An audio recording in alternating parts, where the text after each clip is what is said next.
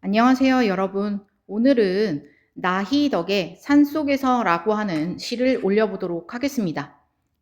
자, 우선 그러기 전에 감상열기부터 먼저 살펴보도록 하겠습니다. 이 작품은 산속에서 길을 잃고 헤매었던 화자의 경험과 그 경험으로부터 깨닫게 된 삶에 대한 성찰을 노래한 시이다. 화자가 지향하는 바람직한 삶의 자세가 무엇인지 생각하며 작품을 감상해보자 라고 되어 있는데요. 자, 시. 그렇구나. 그리고 대충 지금 밑에 쭉 보면 아시겠지만, 현대시구나 라고 하는 거 알 수 있죠. 자, 갈래 먼저 살펴보았고요.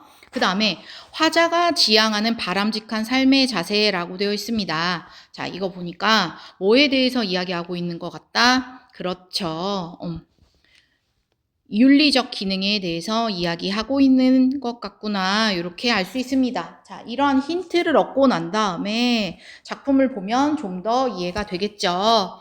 자, 그러면 작품부터 먼저 읽어보도록 하겠습니다. 산속에서 길을 잃어보지 않은 사람은 모르리라.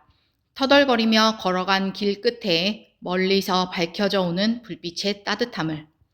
막무가내의 어둠 속에서 누군가 맞잡을 손이 있다는 것이 인간에 대한 얼마나 새로운 발견인지 산속에서 밤을 맞아본 사람은 알리라.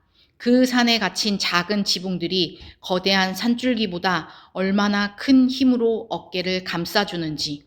먼 곳의 불빛은 나그네를 쉬게 하는 것이 아니라 계속 걸어갈 수 있게 해준다는 것을. 자, 읽어보았는데요. 이제부터 그러면 하나하나 분석해 보도록 하겠습니다.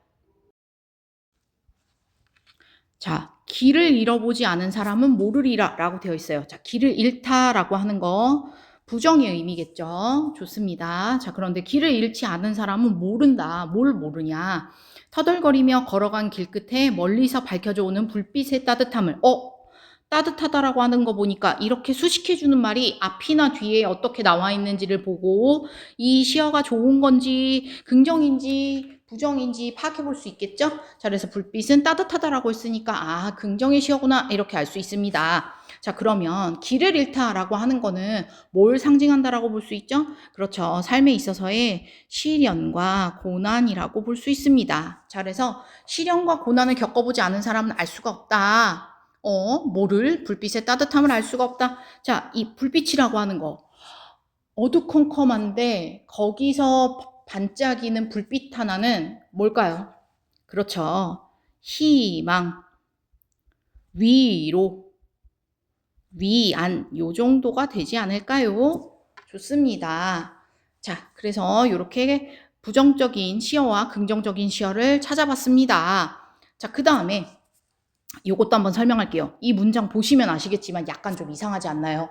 이게 이상하다고 느낀 친구들은 문법 시간에 공부를 되게 열심히 한 겁니다. 특히 중학교 때요. 왜 그러냐? 길을 잃어보지 않은 사람은 모르리라. 터덜거리며 걸어간 길 끝에 멀리서 밝혀져 오는 불빛의 따뜻함을 약간 문장 순서가 이상한 것 같은데 맞습니다. 자, 이런 것을 뭐라고 하냐면 도치법이라고 이야기하죠. 자, 도치는 뭐냐면 강조하기 위해서 어떠한 내용을 강조하기 위해서 순서나 배치를 바꾸어 주는 걸 이야기합니다. 배치, 치치. 자, 이렇게 외우시면 조금 더 쉽겠죠. 자, 그러면 선생님 원래 문장이 어떻게 쓰여야 맞나요? 라고 물어본다면 제가 좀 왼쪽에서 예를 한번 들어보도록 하겠습니다.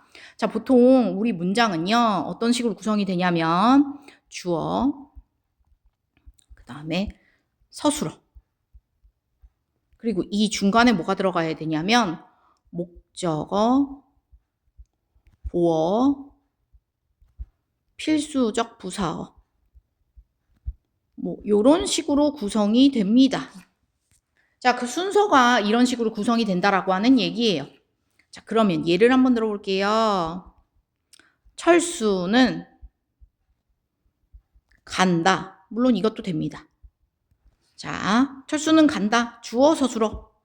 근데 이제 그러면 조금 어색하잖아요. 그러니까 어디에 가는지 알려줘야지 더 정확하기는 하겠죠. 자, 그러다 보니 뭐라고 써야 되냐면 요거 한번 지워볼게요. 자, 어디에 간다? 학교에 간다. 이렇게 써야 사실 이 문장이 더 정확하다라고 볼 수 있겠죠. 그쵸? 자, 이런 것을 필수적 부사라고 합니다. 학교에. 자, 그 다음에 또 뭐 있을까요? 철수는 학교에 간다고 하는 거 보니 이렇게 써볼게요. 선생님이 아니다. 자, 아니다, 되다 앞에 나오는 말을 보어라고 한다고 했습니다. 자, 철수는 아니다. 요거 하나 없으면 문장 이상하죠? 그렇죠. 그래서 뭐냐면 철수는 선생님이 아니다. 이런 식으로 해야 되겠죠. 좋습니다. 자, 그 다음에 어떻게 써야 될까요? 철수는 철수 참 좋아하네.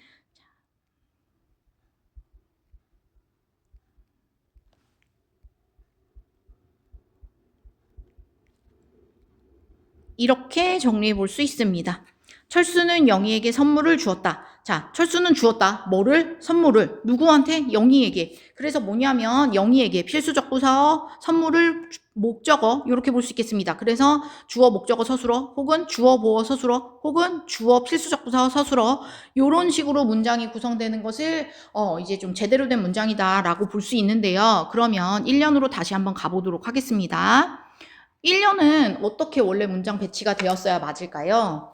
그렇죠. 길을 잃어보지 않은 사람은 터덜거리며 걸어간 길 끝에 멀리서 밝혀져 오는 불빛의 따뜻함을 모르리라. 요렇게 가야 맞습니다. 즉 주어, 목적어, 서술어의 관계로 가야 맞는데 지금 순서를 살짝 뒤바꿔줬다. 그것은 시인의 의도가 담겨 있는 것이다. 이런 방법은 도치법이다 라고 하는 거 알고 계시면 되겠습니다. 자, 그래서 1년의 내용은 뭘까요? 어둠 속에서 길을 잃고 헤매이다가 멀리서 보이는 불빛의 따뜻함을 느끼게 된 이런 상황이 나와 있습니다. 자, 두 번째 연 가보도록 하겠습니다.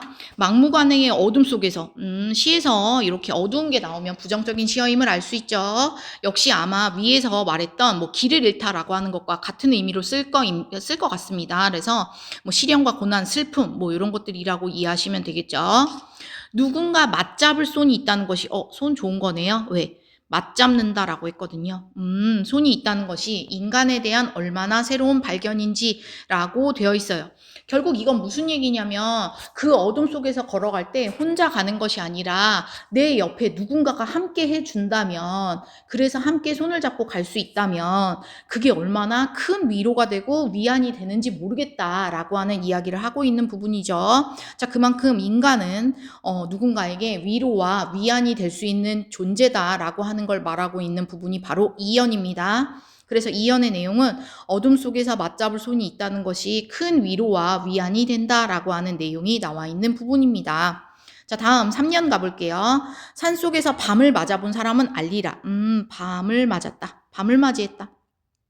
역시 부정적인 시어겠죠.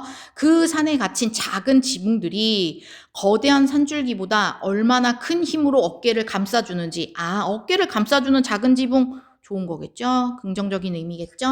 자, 그래서 역시 마찬가지로 밤을 맞아본 사람은 알 거다. 뭐냐면 산줄기보다 지붕들이 큰 힘으로 어깨를 감싸준다. 자, 이 말은 역시 위로와 위안을 준다라고 볼 수 있겠죠. 그런데 이것도 약간 문장 보면은 1년하고 비슷하지 않나요? 맞습니다. 자, 예리한 친구들은 알았겠죠? 자, 도치법이 쓰였다라고 하는 것을 알 수 있습니다. 그럼 원래 문장은 뭐였을까요? 산속에서 밤을 맞아본 사람은 그 산에 갇힌 지붕들이 거대한 산줄기보다 얼마나 큰 힘으로 어깨를 감싸주는지 알리라, 이런 식으로 하는 게 아마 맞았을 겁니다. 자, 그래서 여기도 역시 도치법이 쓰였다라고 하는 내용이고요. 3년의 내용은 산속에서 밤을 맞았을 때 산줄기보다 작은 지붕들이 더 큰 위로와 위안이 되었다라고 하는 얘기로 정리해 볼 수 있겠습니다. 다음, 먼 곳의 불빛은 나그네를 쉬게 하는 것이 아니라 계속 걸어갈 수 있게 해준다는 것을. 자, 그러면 먼 곳의 불빛, 불빛 좋은 거겠죠. 왜냐하면 자꾸 걸어갈 수 있게 해주거든요. 자, 나그네를 쉬게 하는 것이 아니라 이것은 일시적 편안함이라고 볼 수 있겠죠. 일시적 편안함. 그런데 이것이 아니라 그 어두운 산속에서 쫙 멀리 보이는 불빛은 뭐예요? 그 불빛까지 가야겠다라고 생각을 하잖아요. 그러니까 계속 걸어갈 수 있게 해준다는 것을 이라고 하는 거 보니까 여기서는 뭘까요? 이게 바로 완전한 편안함? 안락? 요 정도로 정리하시면 좋을 것 같습니다. 그리고 뭐 계속 걸어갈 수 있게 해준다라고 하는 거 보니까 희망을 찾아간다. 그리고 그만큼 갈 수 있는 동력이 된다. 뭐 요 정도로 정리하시면 되지 않을까 싶습니다. 그래서 사연의 내용은 먼 곳의 불빛은 나그네를 쉬게 하는 것이 아니라 계속 걸어갈 수 있게 해준다라고 하면서 계속 걸어갈 수 있는 희망을 준다, 힘을 준다 이렇게 이해하시면 좋겠습니다. 자, 그래서 이렇게 내용을 정리해 보니까 어떤 내용인지 아시겠죠? 즉 산속에서 길을 잃었어요. 근데 또 밤이 되었어요. 어떡하지? 어떻게 찾아서 나가야 되지? 하고 있을 때 저 멀리서 뭐가 보인 거예요? 불빛의 따뜻함을 알게 되었고, 그 다음에 나 혼자 있는 것이 아니라 내 옆에 누군가, 동료나 뭐 이런 사람이 있어서 함께 손을 맞잡고 갈 수 있는 뭐 이런 또 힘이 있었다. 희망이 있었다. 뭐 이렇게 정리해 볼 수 있겠고, 그리고 또 뭐라고 볼 수 있을까요? 그러한 불빛은 결국에는 뭐냐면 그냥 이 자리에서 와 불빛이 보이니까 이제 난 살았다가 아니라 저 불빛까지 가야지라고 하면서 더 갈 수 있게 해주는 희망과 동력의 씨앗이 된다. 뭐 이렇게 정리하시면 이 시의 내용을 바르게 이해했다라고 보시면 될 것 같습니다. 자, 그러면 여기 볼게요. 우리가 지금 세모하고 또 동그라미 친 시어들이 있습니다. 자, 세모는 부정적 시어, 그리고 동그라미 한 것은 긍정적 시어라고 볼 수 있겠죠? 자, 이렇게 서로 대조되는 시어를 배치하면서 이 시를 써내려갔으니 이런 경우에는 대조법이라고 이야기하죠. 자, 반대되는, 자, 여기에는 중간에 반이라고 하는 말만 붙이면 쉽죠? 반대되는 것은 대조다. 자, 그래서 대조법이 쓰였구나 라고 하는 거 알 수 있고요. 그 다음에 1년과 3년의 경우에는 도치법이 쓰였다라고 하는 걸 알 수 있겠죠. 자, 그러면 이 시는 보니까 구성이 어떻게 되어 있다라고 볼 수 있죠? 1년하고 4년하고 굉장히 닮아 있다.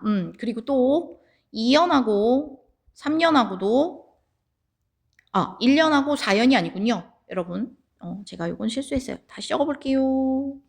자, 1년하고 3년하고가 비슷하게 닮아있더라. 그리고 또 2년하고 4년이 비슷하게 닮아있더라 라고 하는 거 알 수 있겠죠. 그쵸? 자, 이렇게 문장 구조나 이런 거 보면 확실히 알 수 있습니다. 자, 그래서 요거는 또 이렇게도 볼 수 있어요. 1년과 2년이 서로 구조가 비슷하고, 그리고 3년과 4년에 이렇게 합쳤을 때 또 문장 구조가 비슷하더라 라고 하면서 이렇게 대응이 될 때, 자, 대응 구조일 때 효과는 뭐가 있냐면 안정감을 준다. 이렇게 할 수 있겠습니다. 자, 그래서 이 시의 주제는 뭐냐면 뭔가 삶에 있어서 시련과 고난을 겪고 있는 사람들에게 희망과 소망과 뭐 이런 것들을 제공해 주고자 하는 그런 내용을 담고 있는 시다라고 보시면 되겠습니다. 자, 다시 한번 올라와 볼게요.